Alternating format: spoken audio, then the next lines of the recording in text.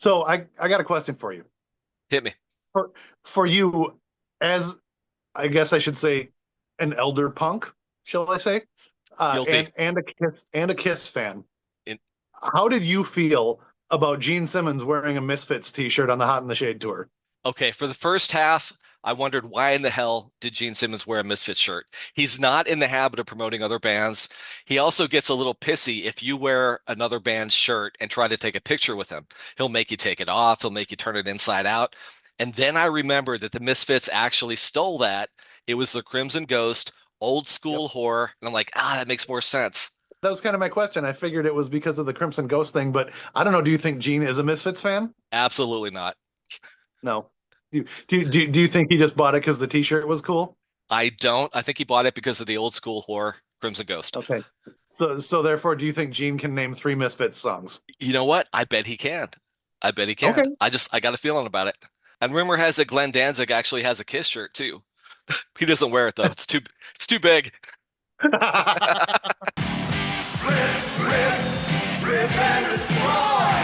Hey everybody, welcome to episode 32 of the Rip and Destroy podcast. I'm Mike, I'm TJ.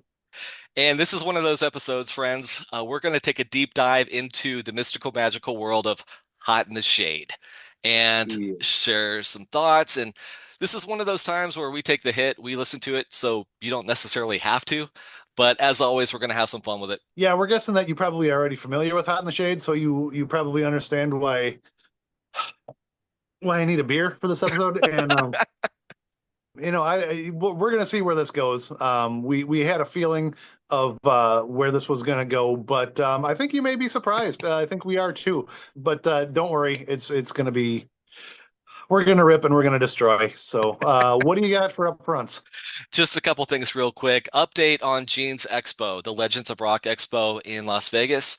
It's been postponed. It was supposed to be September 25th through the 27th of this year. I was seriously considering heading down for that. Now it's going to be May 14th through the 16th of next year.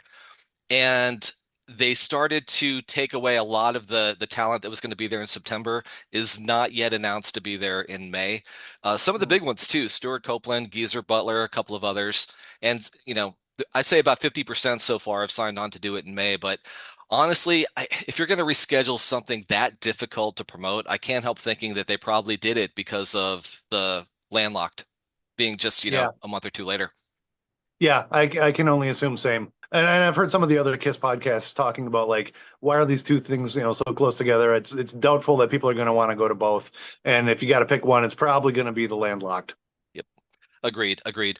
And the only other thing I wanted to share is I saw something really cool. I was online and I saw that NECA is releasing their next batch of Kiss figures, right?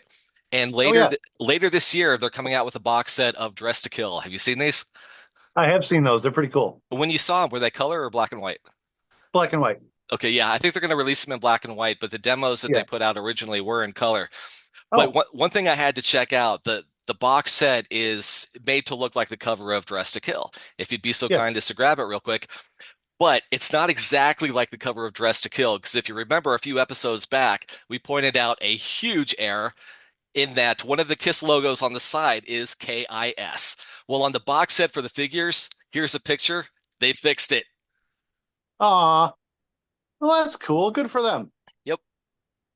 Nice. Well done. But whether or not I spent $100 on them is to be seen. Uh, That is probably not going to happen for me. If I was going to spend any money on any Kiss action figures right now, they'd probably be the other ones from Nika or NECA or however you're supposed to say it. The Ben Cooper, the Halloween costume action figures. Those are cooler, I think. I agree. I agree. Because really, I mean, do you really need four action figures of dudes in suits, no matter what their faces look like? I do not. I do I do not not. either, unless it's like Fox Mulder and Scully. They're maybe the only ones who I would buy action figures of wearing suits. I'll tell you, one of my favorite collectibles, though, is from the time you and I went to Vegas in 2014 for the residency. Do you still have your room Yeah. key, which was the Oh yeah. card of them in the new suits? Yeah, yeah, the Tommy Barbados Yes. promo or whatever. Yeah, that was cool. And then I think they did a show on the cruise that year in their formal wear or whatever you want to call it. But yeah, that was cool. I still own the action figures of it, but that was cool. Right. I can't help thinking if we talk about Dress to Kill for another 45 minutes, we could just leapfrog right over Hot in the Shade. I mean, we could, but I've already uncovered the whole conspiracy theory about the album, so I don't know that I have anything else to say about it. This is true. This is true. Well, one quick thought before we dive in. It goes without saying we love our audience, right? And And yeah, some people would be so bold as to say you couldn't put a price on love. I disagree. And I happen to know for a fact exactly what price you could put on my love for our audience. Let me explain. okay. I was at a Yeah. record store recently, flipping through the records. Of course, I'm looking at the Kiss records, and I came across a used copy of Hot in the Shade on vinyl. And I thought, well, Oh, kick ass. We're doing the show. I'll have it, a little backdrop. Maybe I'll, read something from the liner notes. And then I saw the price. It was $65. And in that moment, I damn. realized that the price you could put on my love for the audience is probably about $64 because I did not buy Hot in the Shade on vinyl. I mean, I already bought it on a cassette for you, so that counts for something. Right. But what you're saying is somebody could buy you that record and therefore also your love. So you would Yeah, have it. pretty much. Honestly, I think I'd be getting the better end of that one, and that's not saying a lot. I think so, but I guess that's a call to action, everybody. Somebody go out to the Upper North Pacific Northwest and pick up a copy of. It must have been a first pressing for that It price. was. It was. Okay, Yep. yeah. Well, somebody up there in the PN dub, go go pick up And let's that see. copy of Hot in the Shade and send it to Mike. It would go probably right about there. Yeah. Oh, See? okay. Oh, all right. Yeah, All nice. right. Speaking of Hot and Shade, Kiss's 15th album, probably their longest record, came out October 17th, 1989. And it was supposed to sound raw.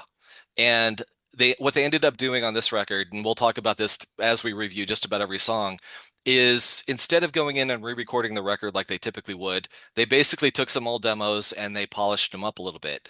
Some people Right. say they wanted to keep that raw sound. I am of the opinion that they probably wanted to save some money, and I think it would have been money well spent. I don't want to fast forward to, our final thoughts, but that's what makes this album unique. One of many things. Yeah. Bruce says as much in the Behind the Mask book that they did. I think it probably was a cost saving measure, but yeah, they did just, they did their demos and they just decided to overdub those and make that the album. I do have a couple of fun facts about the album. Yeah, like, as you said, it was released October 17th, 1989. The working title of the album was Crimes of Passion, I did actually, not which know I that. yeah, I think that sounds like a cooler album title to me. But it also sounds a little more 80s to me as well. So I don't know what prompted the move to Hot in the Shade because I don't think that's that cool. But Agreed. A much so better title would have, I'm sure it would have come with a better cover too. We'll talk about that too. God, it had to have Yeah. been, yeah. Some of the co-writers of some of the songs included our friend Vinny Poncia, who, as we know, produced Dynasty and Unmasked, and also Tommy Thayer. Paul and Gene kind of recorded their songs, their demos separately, and Paul worked with Bruce Kulick and Eric Singer on his demos, and Gene worked with Eric Carr and Tommy Thayer on his. So it was kind of an interesting glimpse into Kiss's their future, really. hmm You know what? Um, I'd love to see a cover of Hot in the Shade with six signatures on it. I'm curious to know if anybody ever got that signed by Eric Singer or Tommy Thayer. That'd be cool. I wouldn't doubt it. I Yep. wouldn't doubt it. So, I mean, that's kind of all the information that I really have about the record itself. So, if you want to start jumping into the songs, let's We get to it. could, but let's take a second and talk about the cover. It goes without saying, this is the worst cover of any Kiss record ever. Any bootleg, any import. This is clearly the worst, wouldn't you say? Yeah, yeah. I'm kind of mentally running through the whole discography and including some bootlegs, and yeah, it's supposed to look cool, and it does not look cool. And one of the things that's really missing is that iconic logo. Yeah, there's little ones in a circle, but you Right. need that big, bold, beautiful Kiss logo on there, and it's just not there. Yeah, yeah, it's kind of has like a little stamp, like a little travel stamp or a little hmm postmark that says "Hot in the Shade," and yeah, it's just got that little tiny Kiss logo kind of repeated around it, which the repetition is kind of a hallmark of Kiss design. But yeah, man, there's no big. There needs to be a bigger logo or at least a logo in the corner. And yeah, it kind of right off the bat, it doesn't really look like a Kiss record. The guys aren't on it, and the logo is not real prominent. So right off the bat, there's two strikes. And the liner notes were actually really cool for this record because one of the things they did is they gave a lot of props to Kiss fanzines. So Yeah. there's some quotes of fanzines in there. Another thing they did that was really very cool, keep in mind this was 1989, is Yeah. they put a write-up in there about HIV and AIDS and safe sex, which was Mhm. very cool, very cool. Yeah. But I can't help thinking sometime shortly thereafter, Gene had the idea, we should sell condoms. Yeah, But I'm guessing those two things probably happen pretty freaking simultaneously. I'm guessing. but honestly, 1989, that was really a kick-ass thing to do. So that was good. And then Oh, you know what? The one other little factoid I have about it is that after Smashes, Thrashes, and Hits, which was the previous release, Kiss had actually fulfilled their record contract. So they were negotiating their new contract. And as they were renegotiating their contract, this is according to the Kiss Alive Forever book, they had had two recent platinum albums, which I believe probably would have been Smashes, Thrashes, and Crazy Nights, I guess, which actually gave them some leverage. Unfortunately, from this album on, none of their albums went platinum. mhm. But Yeah, this was the first of their new contract, which I believe was for like 10 years and seven albums. okay. And we saw how that went from 89 to 99. Yep. I think this one did go gold. But I can't help thinking if you sign a new record contract, you get an advance to record a record. And if you give them demos, then you just kind of take the whole advance and put it in your pocket. Yeah, you would think so. Hmm. I also know that they were not in great financial shape at this point, so not sure exactly what their financial deal was, but I don't want Bruce Kulick to yell at me for asking money questions. So Oh, it's a throwback to our Minneapolis episode. I love it. it is, yeah. That was a Minneapolis Kiss convention reference. Thank you. Okay, well, let's jump in. Now, side one, track one, Rise to It. Now, I have a theory. I may or may not have shared this theory before, but I was always of the opinion that you should never release your side A track one as a single, Mhm. because that's going to be a kick-ass song regardless. You're starting the record with it. It's always going to be a great song. So if a band released track one as a single, I'm always left with the thought that that's probably the only good song on the whole record. And Yeah. probably the case here too. Yeah, probably. I think it was the most likely out of the whole album to be a single. And yeah, usually your single is like your second or third track. Yep. So if you're leading with the best song on the record, or maybe the most accessible or the most Kiss-like song or whatever you want to call it, that's something that I always called on albums. I always called that first song syndrome, where like the first song is great and the rest of the album can't match it. So I think that's the case that we're seeing here. Yep. Yeah. They had three singles from this record, all of which were on side A.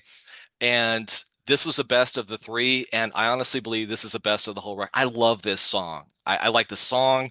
I love the dual vocals. I think it's a super kick-ass video. I like everything about it. So we start off strong. What do you think? I think it's an okay song. I think it's not too much different from what they were doing on Crazy Nights. If they were trying to strip it down and make it a little less poppy, I don't think this was the song that did it. But it's probably the most polished and probably one of the more well-written songs on the album. Yeah.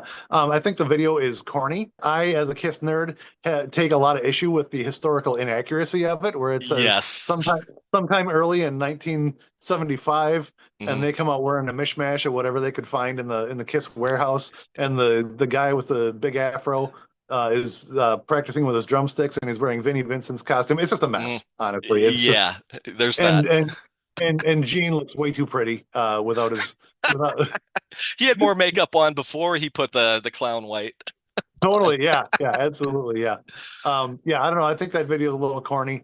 Yeah, I'm not crazy about it, but given the context of the entire Hot in the Shade album, yes, this is probably one of the strongest tracks, which gives you an idea of how the rest of this episode's going to go. Exactly. The costumes not from 1975. They were straight out of Gene's closet or something. One thing that I thought was really cool is that I'd never seen Paul use that guitar before. I think it's a Gibson ES 175, and it looks kick-ass, big hollow-bodied Gibson. Of course, Eric's amazing, and one of the things I really loved is that, you know, the entire time I played in the band Helen, every single show, every time we recorded, I used ebony pinstripe drum heads. They're Remo ebony pinstripe drum heads. One, because Eric used them, and two, because they just look so damn cool. So in all the Right. videos, he's got these great black drum heads, which is really cool. And yeah, otherwise, I don't know. I like it. I like it more than you did, but that's okay. All right, so then that means we are moving on to the next track, which is Betrayed, a Gene Simmons song. And what do you have to say about this one? Because I am a little nonplussed already by track Yeah, two. well said. Well said. It's the first of two songs co-written by Tommy Thayer, which is kind of Mhm. cool. And I think there's a lot worse on the record. But one of the things that really stands out to me is if you're thinking whether or not it's a demo, it really sounds like a demo vocal. Otherwise, I don't really have a whole lot to say about this one. No, I don't either. And I almost fear that that's what we're going to do for this whole episode. So I hope we get some meat on the bone here. Yeah. Well, then I guess the next thing we can talk about is track three, which is Hide Your Heart, Yep. which we already have talked about on a previous episode. And I think we know my feelings on this, which I believe my question was, why the fuck is this song? That's And why did 17 people record it that year? right, right. Why? Um, so now we're already on track three and we're on our second single of the album, which means it's probably, again, one of the more polished and one of the more well-written songs. But I just don't, this song never did it to me. It doesn't sound like a great Kiss song to me. I think some of the other artists that covered it, it fit them better. Yeah, this one has just never, ever been a favorite of mine. And I know you got to see it live on the End Yeah. of the Road tour. By the time I saw them on the same tour, they had already dropped it. So I think that tells you a lot.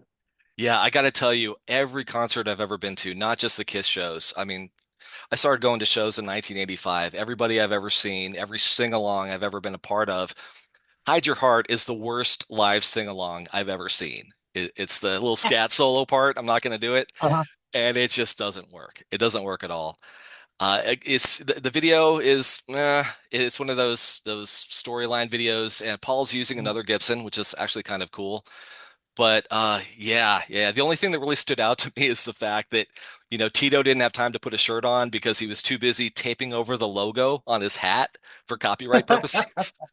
Right. Yeah. But otherwise, I don't like the song, regardless of who does it, but I like Ace's version a lot better than this one. Yeah, and this one was co-written by Paul and as well as Holly Knight and Desmond Child, who helped write some of the other Kiss hits like "Heads on Fire." But you know, even three writers couldn't pull off something that interests me in this one. So, I don't even think Vinny could have saved Hide Your Heart. ooh, And as we know, oh, Vinny saved Kiss. according to some people. Next up, we got "Prisoner of Love," another Gene track. This one is kind of interesting because what I read in the Behind the Mask book about this one is Bruce said that Gene turned "Prisoner of Love" into a shuffle, and it wasn't. So I would really like to hear what the original version was. It's kind of have that hot cha kind of beat to it that I don't think that fits Kiss.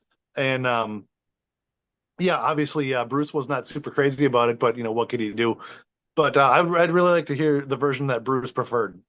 This song to me was kind of funny because it really sounds like a Paul song with a Gene vocal. It's almost like Paul got stuck in his harness again, and Gene had to pitch in on the vocals. Except this time he actually knew the damn words. Yeah, that's well, I don't know. That's an interesting take. I hadn't thought of that, but I can't say that I'm going to listen to the album again to see if that that framing it that way makes any difference to me. So Well, the only other thing moving on. well, before we do, the only No, other go. thing I want to say about this one is I really made an effort. I tried, friends. I tried. I really made an effort to find some silver linings in this record. And one of the things I actually did like was the bridge to this song. It's really crunchy. It kind of sounds like Parasite for about 4 bars if you listen Mm, close. But the rest of the that's high song, praise. it is stuff. It's in my top Yeah, five. I love it. But the rest of the yeah. song, not so much. Parasite, not this. Right. All right. Yeah, yeah. Make no mistake, friends. Thank you. You just pulled my Yeah, credibility out of the toilet. yeah. Saved your bacon again. Yep. Oh, Oh, and I wait a needed second. to because Oh, we know what's next. cleansing breath. All right. What do you got? Uh, Read my body. Let's get it. It's the What do worst. you got? It is the be all end all worst Kiss song ever. Ever. I'll take Kissin' Time over this. I'll take uh, Then She Kissed Me. You name it. I'll take Pete's solo record over this. Oh, It's wow. it's bad. Yeah, Paul says get to the good stuff. Yeah, dude, we're 5 tracks into a 15 track album. That's what we're saying. Please, for the love of God, get to the good stuff. There's a rumor that Eric Singer played drums on this one, which would kind of make sense because, like you said, they were working together already.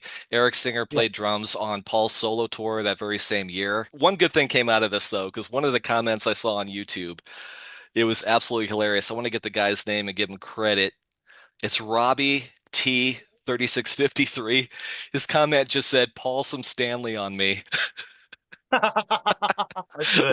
lot of people saying it sounded like Def Leppard, and I thought that was funny as hell. It popped me. So, I could go on for days, but this is pretty awful. What do you think? I'm actually going to have a hot take on this. I think it could be reworked into something good because, okay, the first thing that's got to go is the little wood block or the cowbell or whatever the fuck it is, the little tinky tink thing at that's got to go. That's Yeah. awful. That's awful. If it wasn't a rap and if the words weren't dumb as hell, Hmm. the music's not awful. Like I kind of like the little lead into the chorus and the chorus, like music wise, isn't bad, but the lyrics are stupid. I don't like the rap. If you could, I think there's something there that could be salvaged, to be honest. But that's not what wound up on the record, and that's the fucking problem. So you're saying somewhere way down deep inside, if you get through the hard candy coating, there's a decent 90-second instrumental. There could be. There Okay. could be. I All don't know. right. And like I said, if there was different words, if the verse was actually sung in some way, and we got rid of the little cowbell there, I think there could be something here. But as it is, it turned out to be one of the dumbest Kiss songs of all time. It's really, really bad. Hey, at least he's encouraging kids to read. You know, that's important. Reading is fundamental. Did you see that video? There's a video that kind of went viral of a guy singing "Read My Body" No. like in his bedroom. And I love it. He's so into it, man. He's just so into it. And he kind of brought it to life. And I felt his passion. So I'll take his version any day over this one. Yeah. So next up, loves the slap in the face. Much like this album. Uh, I don't know, man. I mean, I'll be honest with you. I spent the last 2 or 3 days listening to this album probably 3 or 4 times just in prep, and I couldn't tell you how this song goes. I'll tell you what's a slap in the face. If you find yourself with Kevin Valentine, Eric Carr, Eric Singer, and Anton Fig on speed dial, why in the hell are you using a drum machine? Honestly, it's No so shit. obvious and it's so horrible. I mean, Yeah. come on, that's no good. This one sucks so bad. I had to listen to it on 1.5 just to kind of like get To through it. get through it. Yeah, Yeah. yeah, I bumped it up a little bit. Oh, yeah, man. Talk about a slap in the face. I mean, that's the only thing accurate about it. Well, you talk about somebody saving Kiss. It wasn't Vinnie Vincent this time. It was actually Michael Bolton, because Michael Bolton may or may not have co-wrote the next song we're going to talk about. I know he had something to do with it. He's of No, the he's he of the did. He's listed as co-writer. well, he's listed as co-writer, and he's of the opinion that he wrote at least half of it, and he actually performed it a couple times, solo. Paul doesn't think so. Paul said I pretty much had it written before we met, and then he may have pitched in a little bit, but who knows? But you talk Uh-huh. about, somebody saving Kiss. This is a song that actually saved the 1989 tour because the tour was doing really poorly. This was a great big hit, kind of lit a fire, and they were able to finish strong on that tour, which is great because as we'll talk about, the tour was really kick ass. But what are your thoughts on Forever?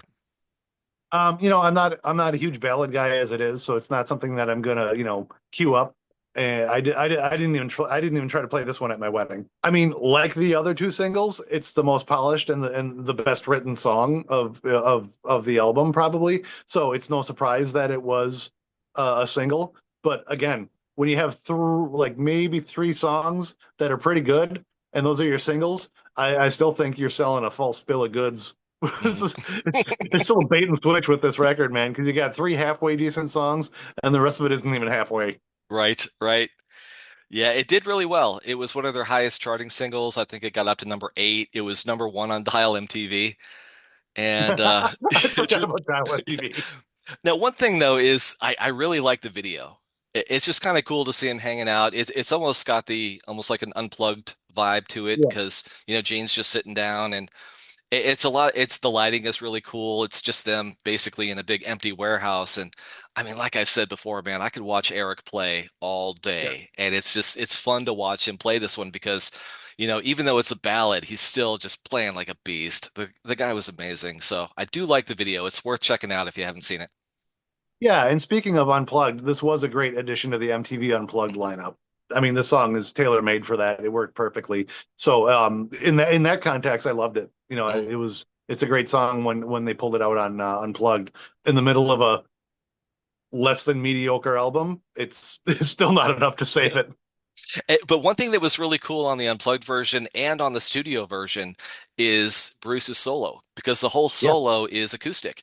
And it is pretty paint by numbers. Back then, we're talking about like what track you'd release as a single. Typically, your third single would be your ballad. And you might start the solo off acoustic, but at some point it's going to kick in and just, distortion pedal and the rest of the song is going to like bring it home. Not the case here. He does the whole solo acoustic, and it's great. It's kind of classy. It sounds cool, and as he's inclined to do, Bruce killed it. Yeah, because Bruce is not to blame for any of Kiss's failings. Let me tell you that. Any crimes that Kiss committed during the non-makeup era were not Bruce's fault. He was a superstar the entire time, and we love him. All right, man, we're gonna wrap up side one. What do you think about Silver Spoon? Oh, that's only side one. That was like 100 songs already. It's a 58-minute record. Oh my God, Silver Spoon. I mean, I like the TV show, I guess, when I was a kid, that little rich asshole, and he had video games in his house. I was really jealous. I don't know. The I will say the chorus of Silver Spoon is a little bit catchy. I've found myself that I found that running through my head once or twice, but fuck, this whole episode is going to be lackluster as the album because I don't even know what to say about it. It's just there. Yeah, but there's something. Now, okay, there's something about the song that I had to kind of try to figure out why I didn't like it. It might be the production, I'm not sure. It's just you can't really point to any one thing and say it ruins the song. It's just not a very good song until the end. And then they have backup singers, the Sisters of No Mercy, that kick in with like the gospel backing vocals, and it's completely out of place and quite cool. I love it. It's probably where Vinny got the idea to use a gospel choir on his Poontang anthem. I don't think that was the gospel choir, but we'll talk about that another time. Speaking of completely out of place and unnecessary, let's talk about Cadillac Dreams, What do you our got? next track. What do I got? I got some horns. I got a horn section, Well, on my but notes, I it's don't. it's But I actually don't fucking horns. fucking horns. But I don't think it is horns. I think it's like the horn setting on somebody's keyboard. I don't think they sprang for real horns. And I just kept thinking. First off, the song's not good, but I kept thinking, damn, this must be how like the old school Kiss fans felt when Destroyer came out, and there was like orchestrations and like kids choirs and stuff. Because I'm like, this little horn riff does not fit. It doesn't work, and I really, really, really hate it. Yeah, I hate it too. I'm just gonna read my notes verbatim. This one should have stayed a Read demo. my notes. Okay.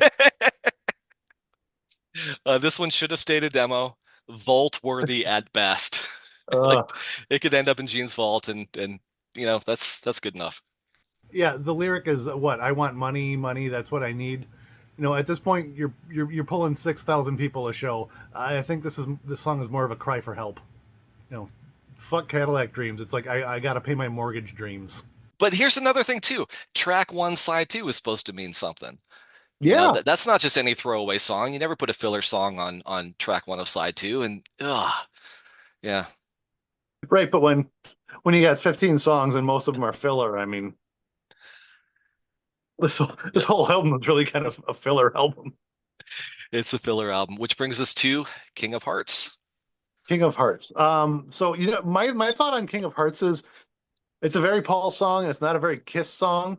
And I think it would have worked better on one of his solo albums. But even so, would not have been a strong track on even a Paul solo album, I don't think. Right. And not even a standout cut on, Live to Win. Oh, this one has Kevin Valentine on drums, which I think is pretty interesting. And the drums do sound a little bit different. Okay, two things about this song that really stood out to me. One is the intro. Do you remember the intro? It's kind of like the dun dun dun dun dun dun dun dun. Nope. Well, to me, it sounds exactly like the Silver Shamrock song from Halloween 3. Oh, okay. Yeah, yeah. Pretty much note for note. Another thing too, I thought that the vocal melody on this one actually sounded a bit like Million to One. It had the same feel to me as Million to One, which is light years better song than this one, Oh but yeah, I thought it was kind of similar. yeah. And again, A Million to One is a very Paul song, but Mhm. man, we know Paul can do better than that. Yeah, yeah, yeah. Well, you know what? We should just take a second to talk about Million to One just to cleanse the palate because Oh, that that would be song nice. is amazing. I honestly think it's one of Paul's best Mm-hmm. vocal tracks ever. I For don't know sure. what he was going through at that time in his life. I'd have to go back and read his book again, but he's feeling every damn syllable of that one. I love it. That's true. And you know what? Now that you say that, I think that's kind of the problem with this entire album is I don't think they were feeling much of anything. Mm. Like I don't feel like there's a whole lot of emotion behind this album other than we got to make an album. Maybe that's it. Maybe that's the intangible I was talking about, Yeah, where it's like something could about be. this, and there's times where I'll be watching a band or an artist, and I'll think to myself, I mean, technically it's perfect, but it just doesn't mean anything to me. And then you see Yeah, somebody, like that guy doing "Read My Body," in his bedroom, just rocking out. He's feeling it, so I'm feeling it too. I believe him. right. Yeah. So yeah, that could be it. So what comes after Million to One? I'll look it up, but we'll just keep rolling through that one. No, no, I think we have to stay on track here. Okay. Mostly because I want to power through this episode and get it over with. Well, you So, should. We were trying to figure out what time to record tonight. oh no, you asked if you wanted to record tonight or tomorrow night, and I said we should do it tonight because I don't need to spend another day thinking about this record. Oh, exactly. Okay, so speaking of probably not having a whole lot of heart behind it, the next track is "The Street Giveth and the Street Taketh Away." Again, a track that I've probably listened to like 4 or 5 times in the last few days, and I couldn't tell you how it goes. It seems like the title of this song is something that Gene scribbled down in a notebook at one point, and then was flipping through it and like, oh yeah, I should write that. Hmm. Like it sounds like he came up with a half-assed idea for a title, and and the song followed somehow. Yeah, What he probably did is, he threw a Holiday Inn napkin at Tommy and said, "Do something with this." maybe. That's kind of how I see it going. Because I do like the guitar part in this, and Tommy played the acoustic intro. The guitar riff is okay. It's the only thing that's almost okay on this one. Yeah. But did you get Suffragette City vibes from the vocal on this one? Not so much vibes, but definitely references. Okay. Do you think it was intentional, or do you think he was just copping it? That's hard to say. Because I'm trying to remember what they were. A lot of Heymans. There's a lot of hey mans. Yeah. Oh, and then he said something about a rock and roll suicide. Okay, then it was intentional.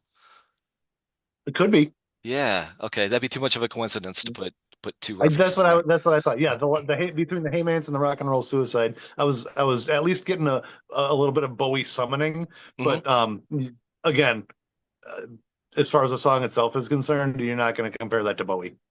If you can incorporate David Bowie and still suck, you've accomplished something. Because Ooh. David, you know, sorry, because Bowie is No, perfect. you're not wrong. So the next song could be the title of this episode called "You Love Me to Hate You." Um, Again, another song that I can't tell you how it goes after listening to it all weekend. You can tell how inspired this song was because in the Behind the Mask book, Desmond Child says that he wrote "I Hate Myself for Loving You" by Joan Jett and said it's the same words, just re-scrambled.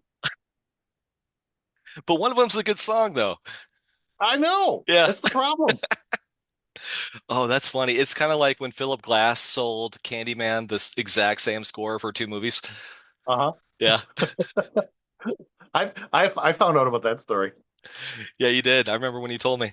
Yeah. This is another track with Kevin Valentine on drums, and okay, this may or may not make the cut. I very well could edit this whole story, but the truth of the matter is, I was listening to this, and it reminded me a lot of my grandma. I'll tell you why. I love my grandma dearly. I miss her terribly. Irene. One of the last times I saw my grandma, I took her to Cracker Barrel, right? I thought she'd love it. Grandmas love Cracker Barrel type stuff, right? She could shop a little bit. We'll grab some lunch. and she got the chicken and dumplings, which is my go-to order at Cracker Barrel. And we're about halfway through lunch, and I can tell she's not really feeling it, right? And I'm like, is everything okay? And she just looked at her plate and she said, "These are sad dumplings." And I was listening to this song and I'm like, guys, these are sad dumplings. It's just, Oh, yeah, it's a sad dumpling song. If that makes any sense, it oh, does to me. yeah, it totally does. And I think that's a great story. And I think it's an excellent analogy. Paul Stanley worthy, in fact. It's, Oh, love it. yeah, yeah. It's, it's one of those songs where it's like if you go to Cracker Barrel and you get sad dumplings. It's just, it's, Oh, I love it. it's a sad dumpling of a song. That was my Paul. You like that? I like it a lot, actually. Okay. Well, in another self-referential title, next we have Somewhere Between Heaven and Hell, which, is about as ambiguous as anything on this record. Uh, could you take a stance? I don't know, somewhere between heaven and hell. Check a box, man. Come on. Check a box, man. How you doing today? Somewhere between good and awful. It's very meta. It's pretty much how you can describe this entire record. Yeah. It's somewhere between good and bad, somewhere between heaven and hell, somewhere between top of the world, and I'm going to kill myself. I don't, Yeah. I put it very indecisive.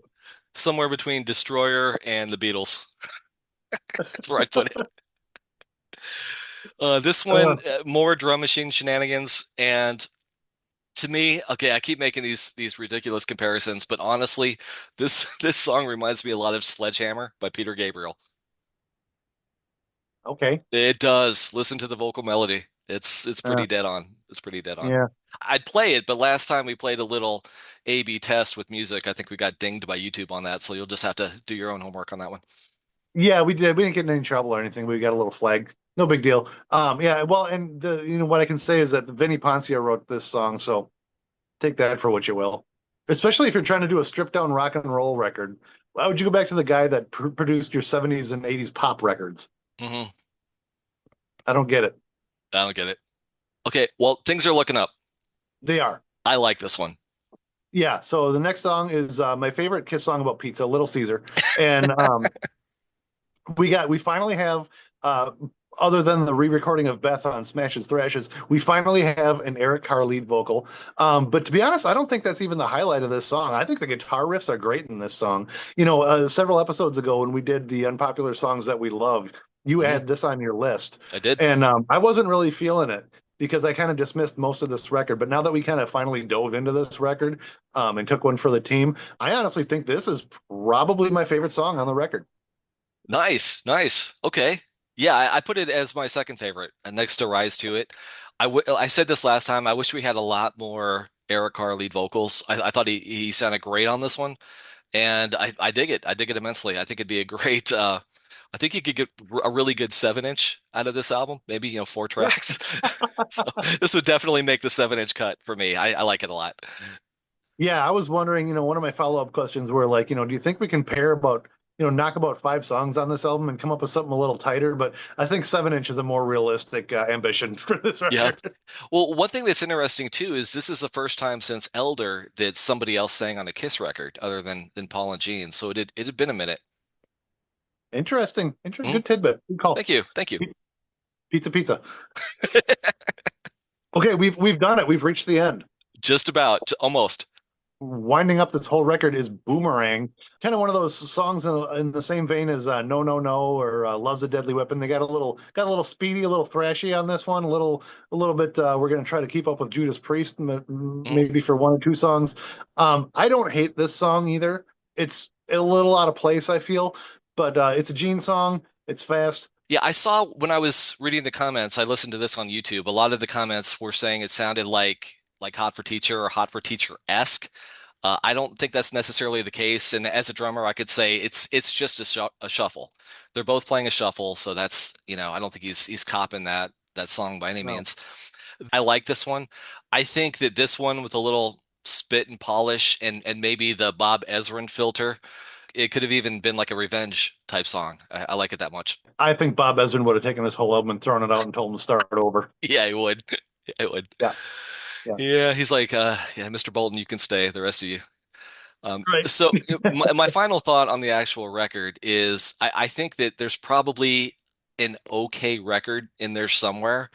If they had Yeah. taken more time, if they had actually recorded it, if they had a good producer and they did a lot of editing, I think you could have gotten a decent 38-minute record out of this. And it's a 59-minute record, so Yeah, and I think the producer thing is key. Gene and Paul produced this record, and I mhm. think that speaks volumes. Not that they can't do the job, but the fact that there was nobody to say, "Hey, let's cut out some fat, let's punch up what we've got," and there was nobody to tell them that, and it really shows on this record.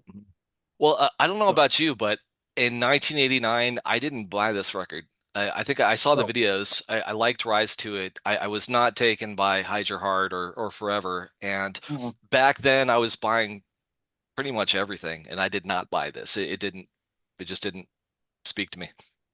Yeah, I gotta say that probably around 1989, I was probably not listening to a whole lot of Kiss. I always appreciated the old, the 70s stuff. Although a lot of my Kiss collecting mania started just a few years earlier, around like, even though I'd been a fan since I was a kid in the 70s, it was around 86, 87 or so that I really started like, trying to get all the albums and getting really into the merch and the bootlegs and all that stuff. But probably around 89, my interest really kind of started to wane because that's when I was getting more into thrash metal, death metal, stuff like that. Mhm. I was listening to Anthrax and DBC, Dead Brain Cells. Shout out to those motherfuckers if you've ever heard of Yeah. them. And I was getting into Death and Bolt Thrower and Carcass and Morbid Angel. And Kiss wasn't really on my radar for a few years, other than like I said, the nostalgia of the 70s. So what they were doing in '89 was like barely even on my radar. And probably if I had even been aware of what was going on in this record, I would not have liked it at all. It would not have landed with me at all. So I think that's probably a big factor as to why I've always glossed over this record. Mhm. But even so, it wasn't really until Revenge came out, and I think I heard I Just Wanna on the radio, and I finally said, "Oh shit, these guys are kind of back." Yeah. So this kind of, smashes, thrashes up until Revenge was kind of like a dead period in my Kiss fandom, I got to admit. So this one, barely even registered on my radar. And I didn't even obtain a copy until you were here last October and found me a cassette at Eddie Roding Wins. So yeah, up until then, I didn't even own a copy of this. I do know that probably sometime in the 90s, I was at a used CD store and I realized I had never really listened to it. I was obviously familiar with like Rise to It and Forever, but I think I grabbed the CD and went over to one of the listening stations and put the cans on and listened to it. And even then, I'm like, this there's nothing here. Mhm. So I've always pretty much glossed over this record. Now that we've forced ourselves to listen to it a few times, my opinion has changed a little. The needle moved a little bit. I'll be honest with you, I don't hate the record all that much. I also don't think it's good. I don't like it. I don't hate it, but I don't like it. It's, somewhere between heaven and hell. Yeah, for me, it's I kind of put it in that Carnival of Souls. I will revisit it every once in a great while, just out of curiosity. It's kind of like the movie Army of Darkness for me. I mean, I'll watch Evil Dead. I'll watch Evil Dead 2, 2 or 3 times in a row, and then it'll make me want to watch Army of Darkness, and then I'll remember it's not a great movie. I don't like it. So it's kind of Yeah. how I feel about this one. But like you said, 1992, 93 it was a perfect storm because Revenge came out, Alive 3 was super kick-ass. You and I were starting to hang out more and kind of feed each other's Kiss fandom. So that's when things kind of turned a corner. But 89, not so much. But However, what we didn't realize at the time, because of that probably, is that the Hot in the Shade tour mm, was kick ass. yes, it So was. let's talk about that. Because after a lackluster album, they came back with a tour to promote that album, but they didn't play a whole lot of the album. Instead, they finally started listening to fans and finally started kind of going back to their roots. The Hot in the Shade tour was chock full of 70s Kiss classics, even a lot of them that they didn't even pull out later on when they put the makeup back on. So let's talk about the tour a little bit so that we can end this episode on a high note. That's a great plan. I saw it for the first time on the couch in your mom's living room. You got your hands on a bootleg. I couldn't believe Eric Carr, man. He was just playing like a monster. And they were tight, they were fast, and more than anything, the set list was absolutely Yeah. killer, and it kind of just brought everything back. Yeah, so the Hot in the Shade tour spanned 124 dates, which is a pretty long tour, but they were all in US and Canada. They didn't tour the world, so that was a pretty long tour for just the one continent.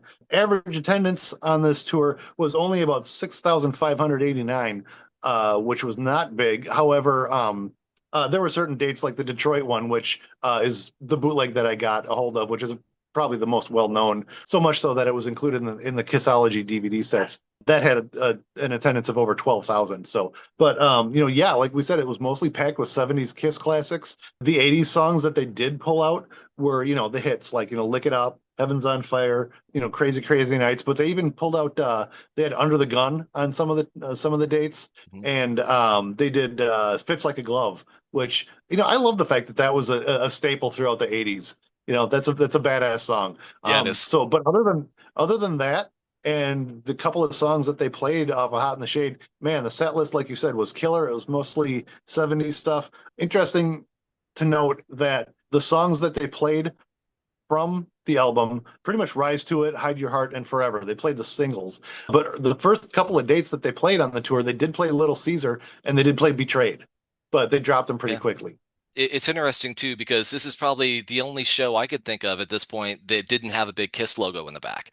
Because what you had in the back was, a recreation of the album cover, the giant Sphinx.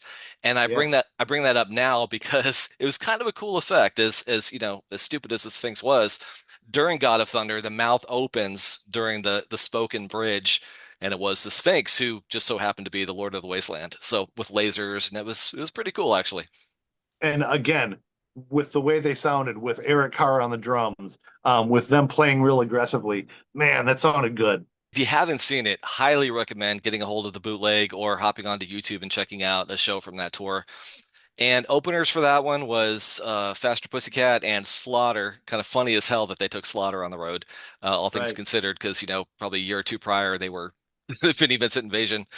So and of course Faster Pussycat. I'm a fan, always been a fan. So yeah, I wish I could have Yeah. seen that one live. Yeah, actually, they had a lot of different opening acts on that tour. Danger Danger was one, Downtown Bruno, whoever there. I'm reading this right out of the book. Like I said, Faster Pussycat, The Good Rats, Joe Lynn Turner. I Oh, didn't know he did nice, solo stuff. Yeah. very There cool. was a band called Little Caesar that opened for a couple of their shows. The Red and the Black, Soraya, Shake City, Slaughter, Vixen, and Winger. So yeah, All right. there were some interesting bands on that tour. I don't know if a couple of those dates probably had two or three openers, but yeah. Anyways, Kiss themselves killed it on that tour. Yeah, like you said, the Michigan date was a widely available bootleg. It's on YouTube. It's also on Kissology, but there's some other dates that are available on YouTube, like fan film stuff. There is audio apparently of some of those early shows where Betrayed was played. I haven't come across those yet, but those would be kind of interesting to hear, even though the song's not great. But sometimes when they pull those things out live, they're a little better, a little more interesting. So just for the sake of curiosity, it might be interesting to hear that. But holy shit, I think we're done with this episode. Love it. Can we be done? Are we done with this one now? And scene. Ah, Ah. thanks a lot. I don't know what we're doing next time, but it's got to be something good. I hope we didn't lose too many of you on this episode, man, because I don't know. I'm not even sure I wanted to stay to the end of this one, but Oh, that's funny. Well, before we go, just one quick reminder that if you want to get your hands on a copy of the fanzine that started all this, we're going to put a link down below. It's the Rip and Destroy fanzine from 1995 that we put together for the KISS convention that was coming to Minneapolis. It's got pictures, it's got cartoons, it's got a lot of these ramblings that you're enjoying on the podcast. So get your hands on a copy of that, and don't forget to leave a comment if you would please on Spotify, on YouTube. Join us on Instagram, on Facebook, or on Gmail. Anywhere you want to find us, you'll find us at Rip and Destroy Podcast. you got it. And if you've got any money left over after you buy the Rip and Destroy fanzine, you can always go on Kiss Online and get the official Hot in the Shade candle. And this is what it See, says. I kid you not. It says it's like watching rock history drip in real time. Hot in the shade, baby. Just don't leave it too hot, or you'll end up with the world's tiniest puddle of rock and roll. Apparently, it oozes. That is written about as well as the rest of the record. So all I have to say about that is hey, hey, hey, do do do do do do do do. Kill the power, Phil. Kill the power.